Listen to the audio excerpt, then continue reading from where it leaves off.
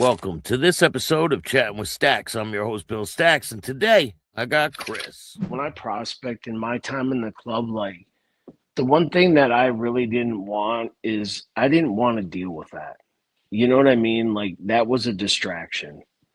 Like, I didn't bring girls with me to trips or, you know, uh I mean, I really didn't think that like going on those USA runs and stuff like that. I don't really think a girl on the back of your bike is some people do it. I just personally, I tried to avoid that because the one thing I think when I was a prospect or started to hang around, the members of my charter were like, just stay away from them, right? You don't know who you're going to piss off. You don't know what that girl's story is. You know what I mean? You don't know nothing. And I didn't want to know, Did you see any girls causing problems within the charters? Maybe messing with one member and then going and messing with another member. This guy Oh, gets mad or things yeah. like that. Well, like the girl that this dude showed up with, right? I mean, she'd probably been with everybody in Rockford. You know what I mean? Like, it's like, wow. I watched you and your old girlfriend get in a fist fight out in my house because whatever, like that wasn't the girl for him. You know what I mean? Like you needed the quiet church mouse that sat in the corner that didn't say anything because this girl was a construction worker and she was pretty cool, but you don't fall in love with that. You know what I mean? And they instantly fall in love. So like the girl thing, like, that just seemed like a distraction. Maybe later on or what I mean, like different things, but it was that was a distraction, you know. I mean, I we did when I was a member and a prospect, we would go to the Old Bridge Ranch. A member from Reno, his family or whatever owned it, and we used to go out there and to see those girls at the ranch or whatever. You could hook up with them if you wanted, but just there's so many. I think what I learned is there's so many different ways you could get put in a trick bag. And girls that hang around the club look like some of them could put you in a trick bag. Yeah. And I wasn't trying to get in a trick bag. I mean, I've done a lot of dumb things, but I was smarter than that, I think. And you could see like if dudes like their girl was stressing them out, it would get, you know what I mean? It would weigh heavy on your mind, you know? And I guess I looked at it as being in the club, you're going into battle. The last thing you need is dead weight dragging you around. Do you think women have a big influence on the members of the club? Oh yeah, for sure. For sure. In certain situations, at most definitely, you know. Um, I you heard know, stories of a woman saying, well, if I was president. yeah. I mean, sure, they say that. I'm sure like it got into the situation where like some of the people talk too much to their women or talk too much to anybody outside of the thing and that like stuff like that got back. That's not good. That's not good at all, Or like, I mean, that dude that I was talking about, in my opinion, a woman was what got him out of the club. Like, he'd fall in love with him instantly. Like meet him first day, and next thing you know, you're giving him a ring on their finger. And that's not. And then on top of it, like we're riding in packs or whatever, like having a girl on the back of your bike, having that responsibility, that's a whole nother, you know. Talking with Pee Wee, he said he never used to ride a woman on the back because he didn't want to be responsible if he got into a crash or something. He said he's seen a lot of times where women got killed in crashes. Yeah. I mean, and then the fact too, the one thing about being in the Hell's Angel is you better learn how to ride a motorcycle. Because we rode fast, tire to tire, fast all the time. You know, the And, I mean, riding a motorcycle across the country, you never know what can pop up, you know? And especially if you're in a big pack like that and you got people that want to shoot at you or whatever you want to do, you really want to be responsible for a girl now, you know? I mean, I've seen members ride with girls. Sonny would always have, I mean, a lot of times when I seen Sonny, he always had a girl with him. Different one every time. No, no, not really. I mean, I would see him in Sturgis or whatever. I'm trying to remember if Sonny came to my family's restaurant for dinner. A guy in Sturgis was making a beer, Sonny Barger beer, and they were brewing it down in New Glarus, Wisconsin. They were bottling it down there. And he did a book signing at the Harley shop down there in New Glarus. So he stayed the night in Madison, and then we went down there. And that's outlaw country, right? Oh yeah, that's not far from where the stuff happened. Like that's right on the state line between Rockford or Illinois and Wisconsin when like the war was between like the outlaws in 94, 93, and all those outlaws went to prison in 97. I mean, even when I prospected, I would ride that ride every single time I went back and forth. You know what? And I wore my patch and I stood proud and nothing stopped me. Nothing at all. I wore it all the time. So tell me about Sonny coming to the restaurant.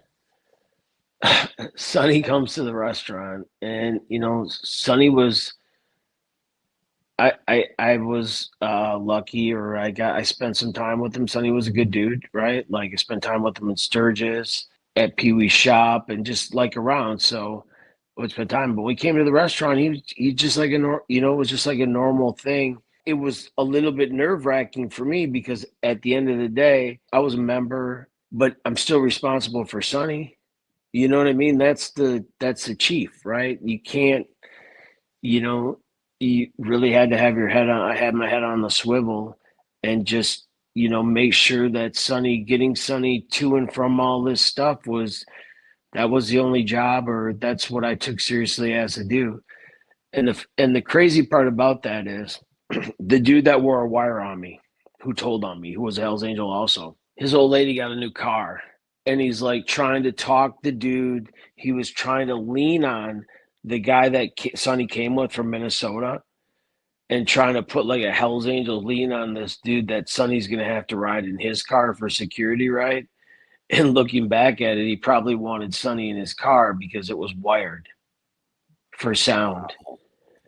And I'm like, this dude's driving a brand new Infiniti Q56, brand new, and your girl's got this little shitty Jeep Cherokee. We're not riding in that car. You know what I mean? Use your brain for a second. You know what I mean? Like, it's a comfortable ride, and I didn't know it at the time, but that was the dude telling on me. That was one of the. He probably did have it wired up. Oh, he had it wired for everything. And, thinking back at it, who knows what he had tapes on, wires on, but, it's just crazy to think that, to me, for somebody to do that, like, that takes it to a whole nother level. Like, How long was he a member for? And how long did you spend time with him while he cooperated against you? He was like a member for 5 years.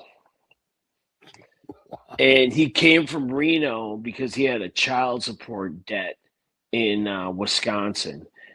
And he had a kid that he never paid $1 of child support for.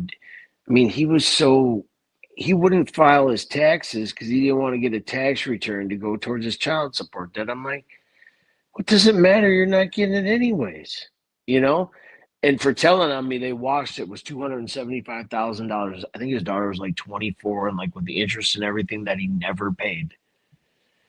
And Wisconsin was writing him up. So he was a member for like 5 years. He also lived in Wisconsin because that's where he had the kid at.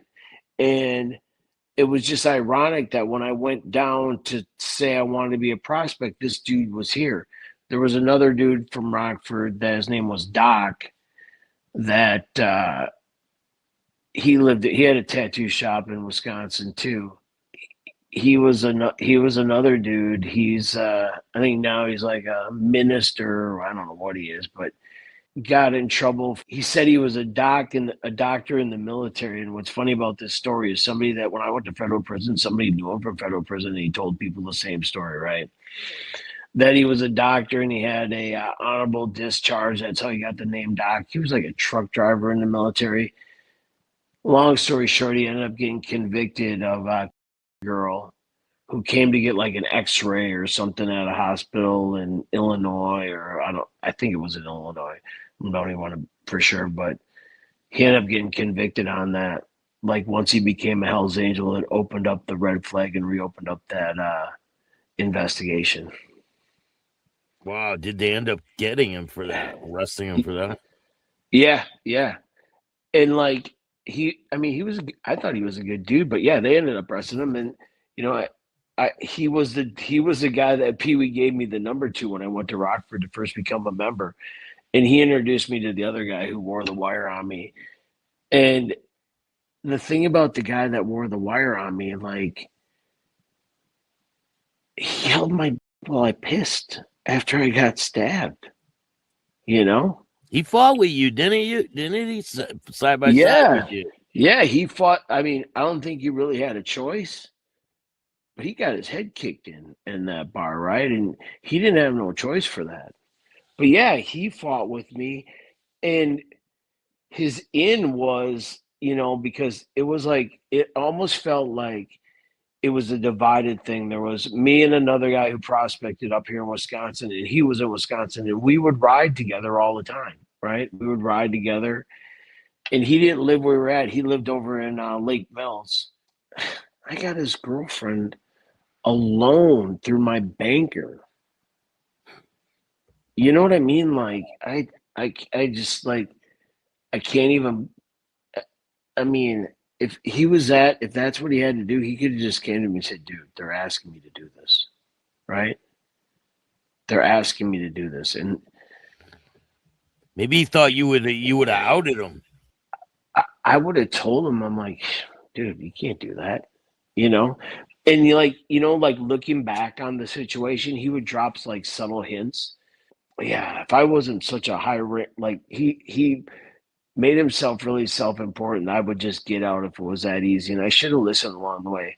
And what's crazy is my mom, who is not in this lifestyle, told me that he was a rat, and I didn't want to believe her.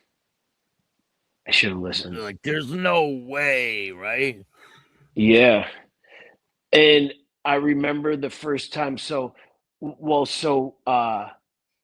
When we went to that book signing, I had broke my ankle coming back from Cleveland, and my bike was in Rockford. And they Rockford brought it to the book signing, and somehow I got it back and wrote it back, or he wrote it back for me. Maybe it wasn't that time, but one of the setups to wear a wire is when he brought my motorcycle back to me. Wow. And he was a truck driver. He'd always say, "Yeah, well, the outlaws are here and this and that." And I was just like, and I was in it. So I was blind. But I remember when he brought my motorcycle back, he had a beard and all this stuff, and he shaved his beard off. And I was sitting outside of my house, and I looked at him. I'm like, this dude just looks sick. Something didn't look right. And I didn't. And like looking back at it, I should have just trusted my gut then.